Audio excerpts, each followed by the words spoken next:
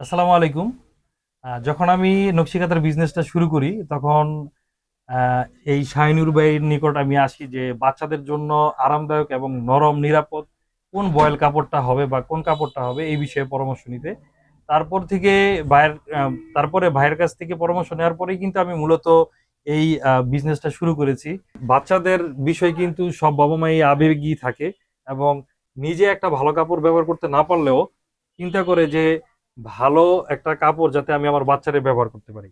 তো নিজের জন্য চিন্তা না করলেও একটা মা তার বাচ্চার জন্য চিন্তা করে এবং ভালো জিনিসটা নেওয়ার চিন্তা করে। আমরা ওইখান থেকেই নিজেদের বাচ্চাদের জন্য যাতে ভালো একটা প্রোডাক্ট ব্যবহার করতে পারি এই জন্য ভালো মানের একটা কাঁথা নিয়ে আমরা কাজ করতেছি।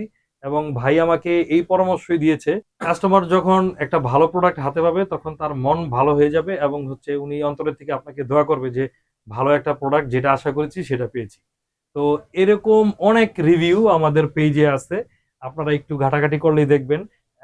এক বোন 3 মাস, প্রায় 3 সাড়ে 3 মাস পরে আমাদের পেজ খুঁজে খুঁজে বের করে তারপরে রিভিউ দিয়েছে যে ভাইয়া আমি আপনাদেরকে অনেক খোঁজাখুঁজি করে তারপরে আপনাদেরকে পেয়েছি যে রিভিউ দেওয়ার জন্য।